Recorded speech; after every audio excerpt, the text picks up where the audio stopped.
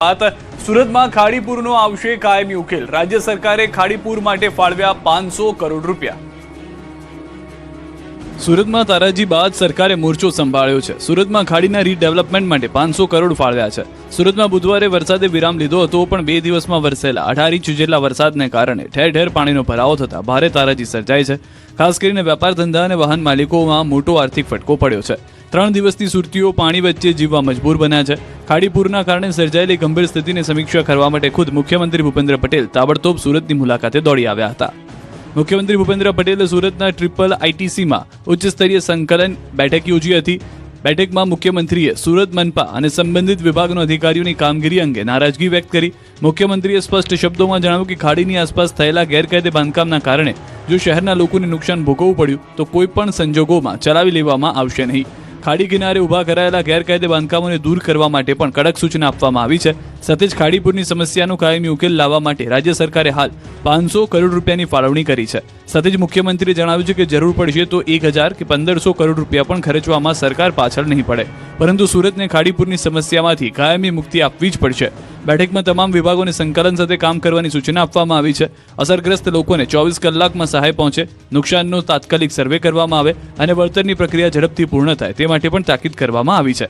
બીજી તરફ સુરતના ધારાસભ્યોએ પણ મુખ્યમંત્રી સાથે બેઠક કરીને ખાડીપુર દરમિયાન સર્જાયેલી સ્થિતિ અને સ્થાનિકોની સમસ્યાઓ અંગે રજૂઆત કરી. સાથે જ ભવિષ્યમાં આવી સ્થિતિ ન સર્જાય તે માટે ફૂલપ્રૂફ એક્શન પ્લાન તૈયાર કરવાની માંગ કરી.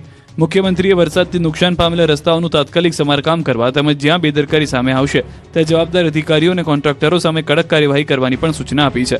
હવે સુરતમાં ખાડીપુરના કાયમી ઉકેલ માટે સરકારની આગામી કામગીરી પર સૌની નજર મંડાઈ છે.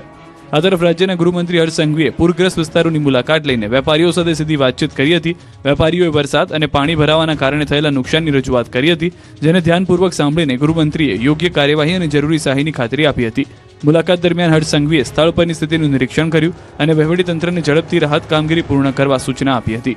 અસરગ્રસ્ત વિસ્તારોમાં સફાઈ અને વ્યવસ્થા ઝડપી બને તે માટે 150 પોલીસ જવાનોને મદદ માટે તૈનાત કરવાનો નિર્ણય પણ લેવામાં આવ્યો છે. પાણીમાં ધોવાયા સુરતીઓના સપના, કોર્પોરેટર પર ઉતર્યો સ્થાનિકોનો ગુસ્સો. મારી દુકાન છે, અંદર मतलब पूरी दुकान तो डूबी गया, मैं तो बर्बाद हो गया पूरी तरह, मैं तो बर्बाद हो गया पूरी तरह. આ વેદના સુરતીઓની છે. સુરતમાં વરસાદે વિરામ લીધો, પાણી ઓસર્યા, પરંતુ હજુ પણ હાલાકી યથાવત છે. દ્રશ્યો પર્વત પાટિયા ગામના છે, જ્યાં થોડા પાણી ઓસર્યા છે, પરંતુ હવે પાણી ઓસર્યા બાદ ગંદકીનું સામ્રાજ્ય છે. લોકો હવે આ મુશ્કેલીમાંથી કેવી રીતે બહાર આવી શકાય તેના રસ્તા શોધી રહ્યા છે. બીજી તરફ હવે પાણી સુકાયા બાદ કોર્પોરેટર સ્થાનિકો વચ્ચે જઈ રહ્યા છે. પર્વત ગામે પણ નેતાઓ ફોટો પડાવવા પહોંચ્યા હોવાનો આરોપ છે. નેતાઓને જોતા જ સ્થાનિકોનો મગજનો પારો છટક્યો હતો. લોકોએ કોર્પોરેટરને આક્રમક સવાલો કર્યા કે પૂર હતું ત્યારે ક્યાં હતા, કેમ પાણી ઓસર્યા બાદ ફોટો સેશનમાં આવ્યા. આ લોકોની સમસ્યા જ આજે તમારો જ વિરોધ આ લોકો કરી રહ્યા. અમારો વિરોધ નથી, સમજી લો. અમે કોઈ વિરોધ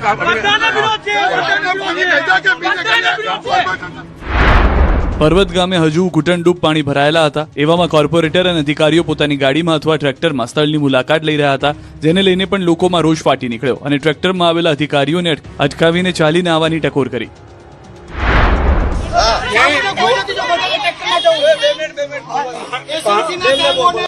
ચાલીને પાણીમાં નથી જવું, બધાને ટ્રેક્ટરમાં હોડીમાં જવું. અરે સાહેબ, એમના કપડા ખરાબ થઈ જાય, એમના કપડા ખરાબ થઈ જાય, અમને એલર્જી થઈ જાય. આપણે માણસો થોડા છીએ, આપણે જાનવર છીએ. અને ટ્રેક્ટરમાં આવેલા અધિકારીઓને અટકાવીને ચાલીને આવવાની ટકોર કરી. ભારે વિરોધ બાદ તંત્રની ટીમ પણ કામે લાગી અને ગંદકી દૂર કરવા માટે સાફ સફાઈની કામગીરી શરૂ કરી. લોકોને ભીતિ છે કે પાણી ઓસર્યા બાદ ગંદકીના પગલે ક્યાંક બીમારી ફાટી ન નીકળે, તેના માટે દવાના છંટકાવની પણ સ્થાનિકોએ માંગ કરી છે. સુરતમાં મેઘરાજાએ ટેક્સટાઇલ ઉદ્યોગની કમર તોડી, કરોડોનું નુકસાન. एवरेज 150 से 200 करोड़ रुपए का टर्नओवर था, वो टर्नओवर रुक गया. સુરતમાં મેઘરાજાએ ટેક્સટાઇલ ઉદ્યોગની કમર તોડી છે. 2 દિવસથી રોજ વેપારીઓને 150 થી 200 કરોડ રૂપિયાનું નુકસાન થઈ રહ્યું હોવાનો દાવો છે. એટલે કે 2 દિવસમાં સુરતના કાપડ ઉદ્યોગ સાથે જોડાયેલા વેપારીઓને કુલ 400 કરોડનો કુંભો પડ્યો છે. અને હજુ પણ કાપડ બજારમાં ક્યારથી કામ શરૂ થશે તેનું કંઈ જ નક્કી નથી. ટેક્સટાઇલ માર્કેટની કેટલીક દુકાનો હજુ પણ પાણીમાં ડૂબેલી છે. જ્યાંથી પાણી ઓસર્યું છે ત્યાં ગંદકીના ઢગલા છે. ટેક્સટાઇલ માર્કેટમાં બેઝમેન્ટમાં અંદાજે 1000 જેટલી દુકાનો આવેલી છે. વેપારી દીઠ લાખો રૂપિયાનું નુકસાન થયું હોવાનો દાવો છે. વેપારીઓનું કહેવું છે કે રક્ષાબંધનને લઈને તેમણે તૈયારીઓ કરી હતી. આશા હતી કે કાપડ બજારમાં તેજી રહેશે, જે મુજબ દુકાનમાં માલ ભર્યો હતો, પરંતુ કુદરતની થપાટ એવી વાગી કે વેપારીઓ આર્થિક રીતે ધોવાઈ ગયા. દુકાનની અંદર રહેલો બધો માલ પલળી ગયો. હવે આ પલળેલું કાપડ કોણ ખરીદશે તેને લઈને સવાલ છે. લાખો રૂપિયાનું નુકસાન થતા વેપારીઓએ સરકાર પાસે મદદ માટે હાથ લંબાવ્યો છે. સુરતના માંગરોળમાં ખીમ નદીએ સર્જી તારાજી પાર્ક કરેલી કરોડોની ક્રેન ડૂબી. સુરત અને તેના ઉપરવાસમાં પડેલા ધોધમાર વરસાદે જનજીવનને ભારે અસર પહોંચાડી છે. કીમ નદીમાં આવેલા પૂરના કારણે માંગરોળ તાલુકાના મોટી નરોલી વિસ્તારમાં કરોડો રૂપિયાનું નુકસાન થયું છે. ઉપરવાસમાં ભારે વરસાદ બાદ કીમ નદી બે કાંઠે વહેતા માંગરોળ તાલુકાના મોટી નરોલી વિસ્તારમાં પૂર જેવી સ્થિતિ સર્જાઈ. નદીના પાણી ફરી વળતા નદી કાંઠે પાર્ક કરાયેલા ભારે વાહનો પણ તેની ચપેટમાં આવી ગયા. ડ્રોનના આકાશી દ્રશ્યોમાં સ્પષ્ટ દેખાઈ રહ્યું છે કે કીમ નદીના તોફાની પ્રવાહે 3 કરોડ રૂપિયાની કિંમતની એક વિશાળ ક્રેન અને અંદાજે 50 લાખ રૂપિયાના 2 ટ્રકને સંપૂર્ણપણે પાણીમાં ગરકાવ કરી દીધા. પાણીનો પ્રવાહ એટલો પ્રચંડ હતો કે ભારે મશીનરી પણ લાચાર બની ગઈ.